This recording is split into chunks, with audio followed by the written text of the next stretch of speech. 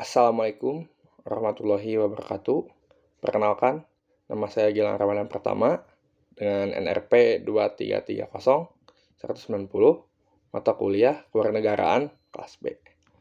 Di sini, saya akan menjelaskan dengan mengenai materi presentasi yaitu tentang Konferensi Asia Afrika untuk memenuhi tugas mata kuliah Kewarganegaraan. Itu dimulai saja, itu materi tentang presentasi Konferensi Asia Afrika atau bisa disingkat dengan KAA. Lalu yang sini pertama itu terdapat pendahuluan.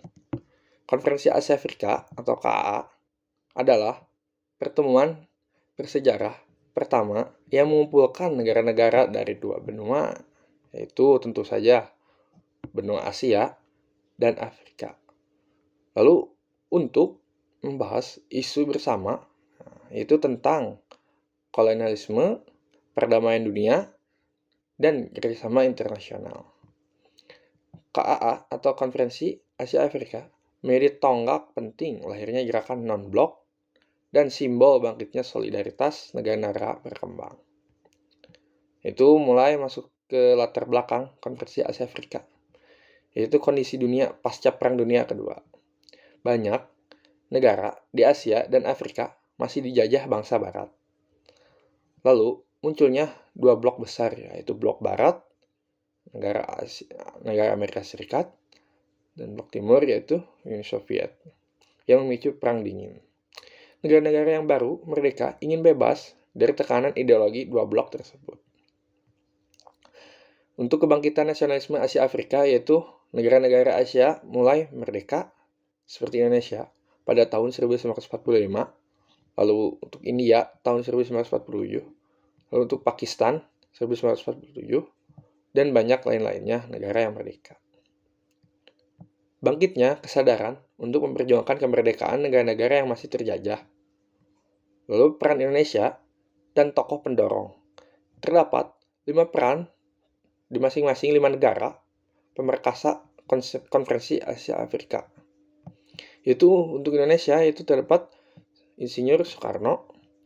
Lalu yang kedua itu negara India yaitu Jawaharlal Nehru. Lalu untuk negara yang ketiga itu Pakistan, Muhammad Ali Bogra. Lalu yang keempat itu negara Burma atau negara Myanmar yaitu UNU. Dan untuk yang terakhir, negara yang kelima itu Sri Lanka atau Ceylon, John Kotewala. Lalu Indonesia memiliki peran sangat penting sebagai tuan rumahnya. Sejarah dan proses terbentuknya Konferensi Asia Afrika, yaitu dimulai pada pertemuan di Kota Bogor tahun 1954. Negara pemerkasa atau mengadakan pertemuan di Bogor pada 28 sampai 29 Desember tahun 1954 dan memiliki hasil penting, yaitu menyetujui penyelenggaraan Konferensi Asia Afrika yang ada di Bandung. Lalu untuk pelaksanaan Konferensi Asia Afrika itu pada tanggal 18 sampai tanggal 24 bulan April tahun 1955. Yaitu yang bertempat pada Gedung Merdeka Kota Bandung yang berada di Provinsi Jawa Barat, Indonesia. Jumlah negara peserta aktif yaitu 29 negara dari Asia maupun dari Afrika. Jumlah penduduk wakil negara itu lebih dari 1,5 miliar jiwa atau setengah penduduk dunia saat itu. Lalu terdapat tujuan Konferensi Asia Afrika, yaitu 1.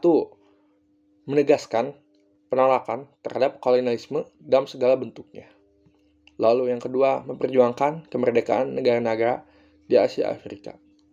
Lalu untuk yang ketiga itu mendorong kerjasama ekonomi, sosial, dan budaya antar negara peserta. Lalu yang keempat itu menetapkan sikap bersama terhadap Perang Dingin dan tekanan dua blok. Lalu yang kelima atau yang terakhir yaitu menguatkan solidaritas negara-negara baru dan berkembang.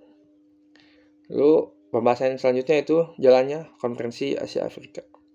Dimulai dari sidang umum, seluruh delegasi memberikan pandangan mengenai kolonialisme, perdamaian, dan kerjasama antar negara. Lalu sidang komite yaitu komite dibagi menjadi 3, yaitu 1. Komite politik, yaitu membahas kolonialisme, hubungan internasional, dan posisi terhadap blok Barat dan blok Timur. Lalu untuk kedua yaitu Komite Ekonomi dan Sosial, kerjasama perdagangan, bantuan teknis, dan pembangunan ekonomi dengan berkembang. Lalu untuk yang ketiga itu Komite Kebudayaan, pertukaran pelajar, pelestarian kebudayaan Asia Afrika, dan pendidikan dan ilmu pengetahuan.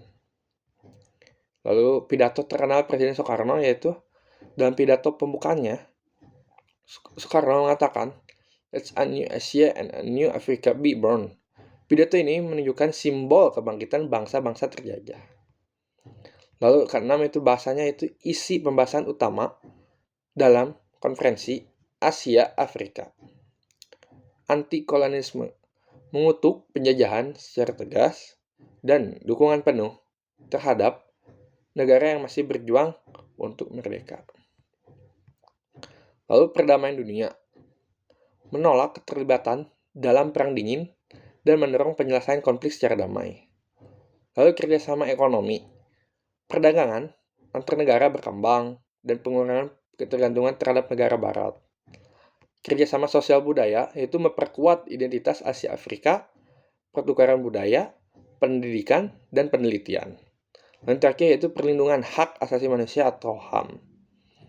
Menekankan persamaan semua bangsa, menolak diskriminasi rasial, terutama pada apartheid di Afrika Selatan. Lalu terdapat hasil dari konferensi Asia Afrika. Dasar Sila Bandung atau 10 prinsip Bandung. Ini adalah hasil terpenting dari konferensi Asia Afrika yang berisi 10 prinsip dasar hubungan internasional. Yaitu yang ke-1, menghormati hak-hak dasar manusia. Lalu, untuk yang kedua yaitu menghormati kedaulatan dan integritas wilayah semua negara. Ketiga, mengakui persamaan semua ras dan negara. 4, tidak mencampur urusan dalam negeri negara lain. 5, menghormati hak setiap negara untuk mempertahankan diri. Lalu yang keenam yaitu tidak menggunakan perjanjian pertahanan kolektif untuk kepentingan khusus satu negara besar. 7. Tidak mengancam atau menggunakan kekerasan. 8. Penyelesaian pertikaian secara damai. 9. Kerjasama demi kepentingan bersama. Dan yang terakhir itu ke-10. Menghormati keadilan dan kewajiban internasional. Lahirnya Solidaritas Asia Afrika. Negara peserta berkomitmen bekerjasama di bidang politik, ekonomi, pendidikan, dan kebudayaan.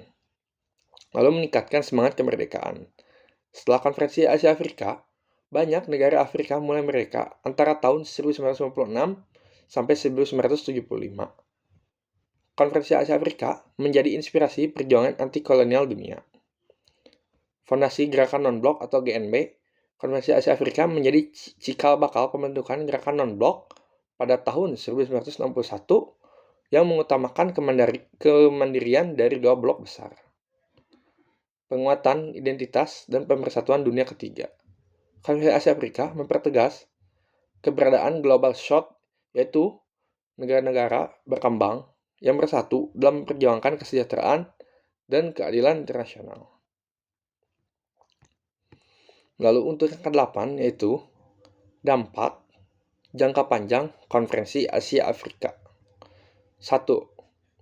Meningkatnya hubungan diplomatik antar negara Asia Afrika. Lalu yang kedua yaitu perdagangan antar negara berkembang meningkat. Lalu yang ketiga yaitu peningkatan kerjasama pendidikan dan kebudayaan. Lalu yang keempat yaitu pengakuan internasional terhadap Indonesia sebagai pemimpin negara berkembang. Lalu yang kelima yaitu Konferensi Asia Afrika menjadi peristiwa yang selalu diperingati setiap tahun sebagai Hari Solidaritas Asia Afrika yaitu pada tanggal 24 April. Lalu untuk penutupnya yaitu Konferensi Afrika merupakan salah satu peristiwa paling penting dalam sejarah dunia abad ke-20. Konferensi Asia Afrika tidak hanya memperjuangkan kemerdekaan bangsa-bangsa terjajah, tetapi juga menjadi dasar kelahiran tatanan dunia baru yang lebih adil dan damai. Warisan terbesarnya adalah Dasar Sila Bandung, yang hingga kini menjadi pedoman hubungan antar negara berkembang. Sekian presentasi dari saya. Jika ada salah kata ataupun salah ucap, maafkan. Wassalamualaikum warahmatullahi wabarakatuh.